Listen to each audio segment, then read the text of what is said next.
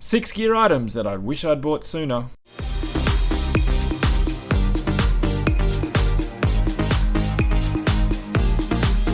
Man, I've bought a lot of gear over the years, a lot of ultralight gear, and wasted a lot of money. And in hindsight, I've come up with 6 things that I love using now and that I should have bought sooner, and like fast forwarded or shortcutted straight to those things. So hopefully you can benefit from these 6 items. Let's get started. Number 1, I should have bought sooner a USB rechargeable headlamp that recharges via the battery bank that you're already carrying probably for your phone. Instead of having headlamps like this one that uses like AA or AAA batteries that you have to replace, or even smaller like AAA or AA battery lights like this, or even ones like this that have again 2 AAA batteries. All of these things have disadvantages. That's heavy and bulky. These little stick like headlights, they run out of juice really fast, so you've got to carry extra batteries. This one here again runs out of juice very fast. It's like a touch thing, and I can never work out how to turn it on. So all of them, the problem with all of them is they require these things. You have to manage them, you've got to get rid of them, you've got to source them, you've got to recharge them. Whereas with something like this rechargeable headlamp, it's all self-contained. This particular one lasts for quite a long time. It's super bright, it's got a red light in it, red light as well as like bright light. But in fact, this is actually not my favorite.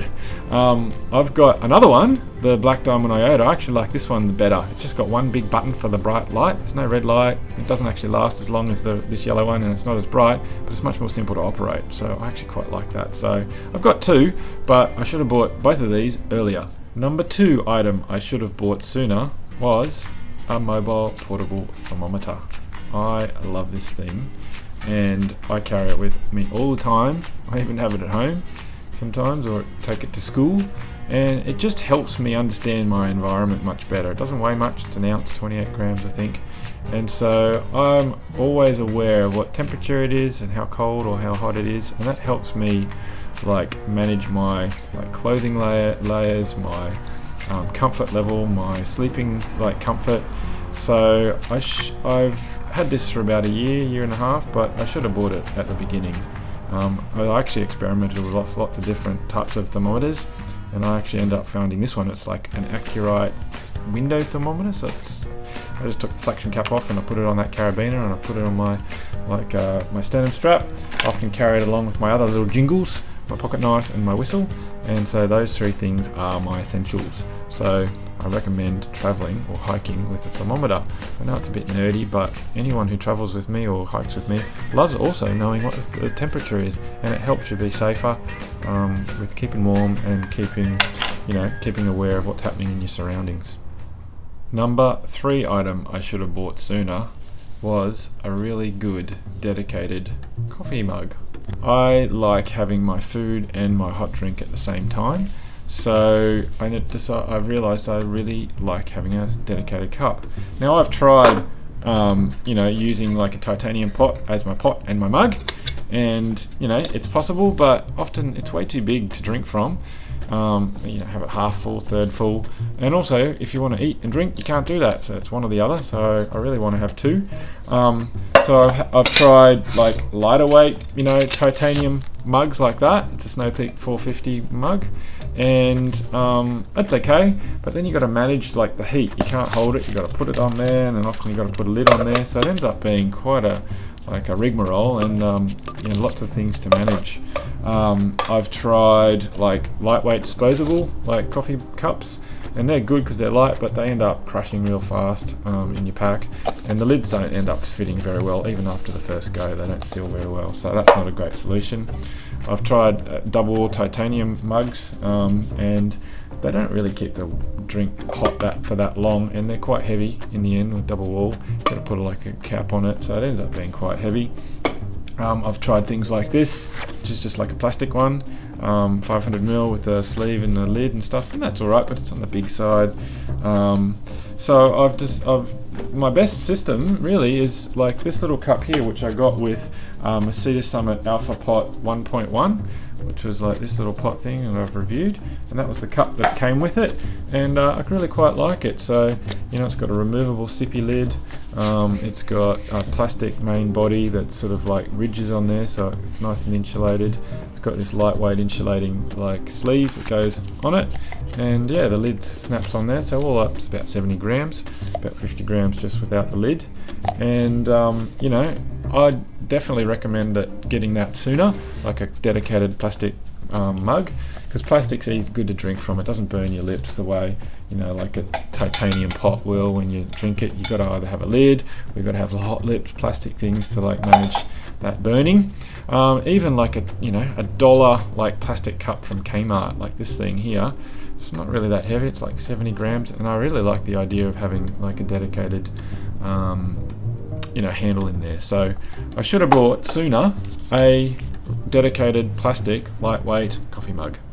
Gear item number 4 that I should have bought sooner is a dedicated pillow that works for you, and this is the one that I've found that works for me. It's a heavy ass Thermometer compressible foam pillow, and it's 8 ounces and it is 250 grams, and I should have bought this sooner and I should have carried it sooner. So I've had it for a while, maybe a year, but I've only just now decided that it's worth the weight to carry. I've tried all sorts of pillows. I've tried no pillows. I've tried sleeping in on extra clothes or food bag or whatever, but after that I've tried like inflatable pillows. If that works for you, great. They're really lightweight, 2 or 3 ounces. I've tried down pillows, again like this, but I find that they compress too much, so they're not really useful.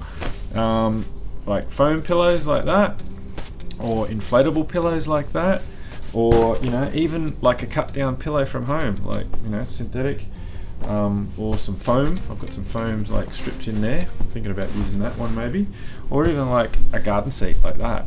I only require like a fairly thin pillow, so something like that could work. But take a pillow, like a dedicated pillow that works for you, something that is going to work and allow you to sleep. So I should have bought this sooner, and I should have been carrying it sooner. So get your pillow system sorted out and use it. Gear item number 5 that I should have bought sooner is a warmer insulated jacket like this one. This is my favorite like puffy jacket, and I bought it before my last main hike to Kosciuszko, and it's about twice the weight of all my other puffy jackets, and lo and behold, this thing kept me super warm and I wasn't freezing. So I'd recommend, I should have bought this much sooner, either a puffy jacket with, it's only 700 loft down. It's from a brand here in Australia called MacPack, so you probably can't get it in the US, but it's really nice. It's got a big like kangaroo like pouch in the front, so like this hand self-seal. It's like basically a big sleeping bag, with a like a zip up here. It's like really cool actually. It doesn't go up the middle, so it goes up the side, and it basically gives you it's like an anorak. So I really love that. And I've also recently got this really warm synthetic jacket as well, so filled with, again, same brand, filled with Primaloft, and it's super warm as well. So I wish I'd bought warmer jackets like those two much earlier. This is some of my lightweight stuff that I've used in the past. This is a Mountain Hardwear Ghost Whisperer. I find that very cold. I don't get warm in that. I've got lots of Montbell ones. I've got this Superior Down, but again, I get really cold in that. In any sort of chilly environments. I've got a Plasma 1000, which is what what Bigfoot uses, and that's okay. That's pretty good, but it's still not super warm. I've tried lightweight synthetic jackets like this Mountain Hardwear like insulated synthetic jacket, something or other, Thermo something. And I've also, this is actually one of my favorite jackets. It's a Montbell Thermowrap, but it's like a fleece. Like, it's a good active layer, but it's good active insulation for when you're moving, because it breathes really well. Like a fleece breathes really well, but unlike a fleece, which has the wind that just goes straight through it and you get really cold, this one's got a moderate amount of wind protection, I find. I know Bungsy's ultralight, Bungsy disagrees with me. He thinks the wind goes through this one, but I've found, and I've analysed it and been really aware of it multiple times, that it blocks a moderate amount of wind, so mild to medium wind. It keeps it out much better than a fleece. So, but again, that's not very warm when you're stopped in camp. What you need, what I wish I'd bought sooner, was a much warmer puffy jacket or a much warmer synthetic jacket like that. So they're both sort of in the lightweight range, but they keep you much warmer. And my hike experience in the cold weather is much more benefited from it than try to deal with a lightweight one that just doesn't cut it. So I wished I bought a warmer jacket sooner. The sixth and final gear item that I wish I'd bought sooner, and I still actually haven't bought, is a warmer sleeping bag. I've got lots of quilts and sleeping bags, and I'll do a video on them one day. But like these are, these are my two warmest ones. This first one is a Enlightened Equipment Conundrum. It's 25.9 ounces, and basically it's a Revelation quilt that's got a zip up the bottom instead of like an open bottom, and that's obviously much warmer than like a quilt, so it can be sealed up and stuff like that. But this is a 10-degree bag. But this is back in the day where it wasn't really a 10-degree bag. And I get cold in this bag at 30 degrees, at freezing.